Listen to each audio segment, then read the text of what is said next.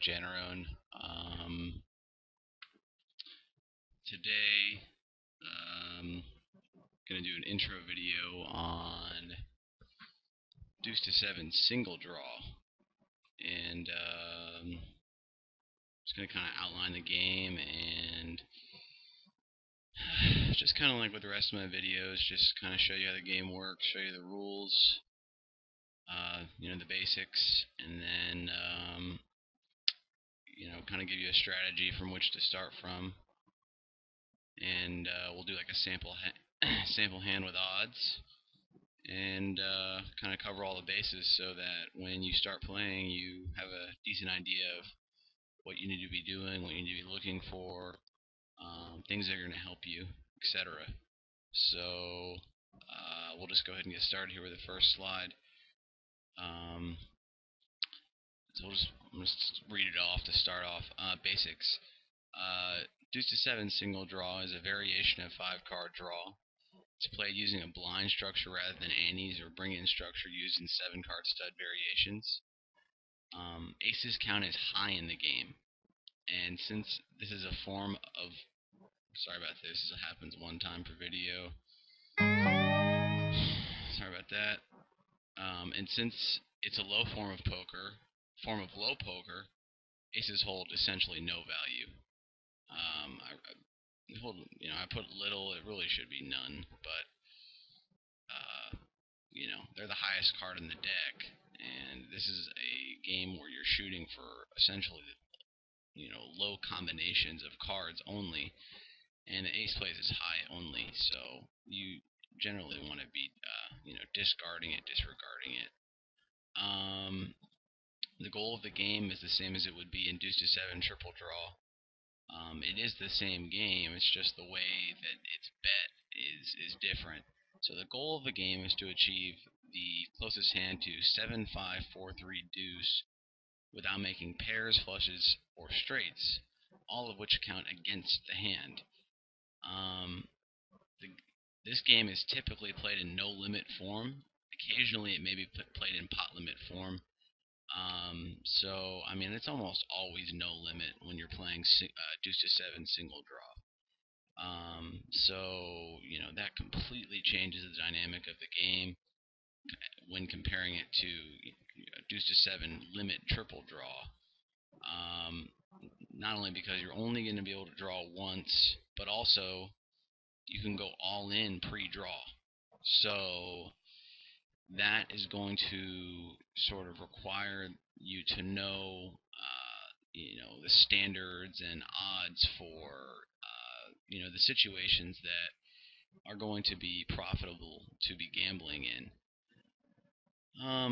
So each player is dealt 5 cards face down and may join the hand by calling or raising the big blind, just like it would be in Texas Hold'em, no limit. After the deal, players may discard anywhere from 1 to 5 of the initial cards they were dealt. A player may also choose to stand pat before the single draw. In total, there is 1 single draw. Again, a player may discard anywhere from 0 to 5 cards in this draw. This gets a little cut off here at the bottom, but it's okay, I'll just read it. There are 2 rounds of betting, 1 pre-draw and 1 post-draw. So what that means is a lot of the time, someone's going to get dealt what is a good hand within the context of this game. They're going to raise the blinds, and the cost for the person, for people to stay in is just going to be too high because their hand strength won't warrant calling a raise. Whereas in like Deuce to Seven triple draw, not only is it played in a limit format, so the pot odds are always going to be much greater, in the sense that you're going to be paying less to earn more.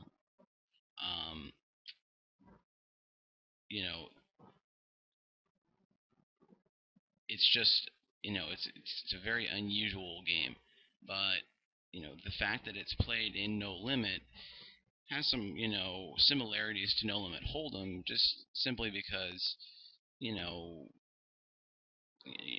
when someone raises like, 3 or 4 times the big blind in a cash game, and, you know, they have, you're not going to be able to stay in with a lot of kinds of hands that you otherwise may be able to in a limit game. That sort of, that they may hold, some truth. It may hold, it may not be totally true in the, holistic sense. But the main thing to keep in mind is, you know you're going to be able to dictate the size of the pot however you want it. So, that's going to control the kind of hands you're going to play and the kind of hands you're going to be able to call with. And just to reiterate, you can only draw one time. So, when you're drawing 3 times, like in triple draw, um, you have a lot more opportunities to complete your hand. So by the end of a triple draw hand, people are going to be showing up with some very, very, nice exotic hands within the context of this game. We can get into that more in a little while. But in this game, since there's only one draw and the pot size can be manipulated by any player at any time by, raising or going all in, the kinds of hands that will win in this game are going to be very, very different.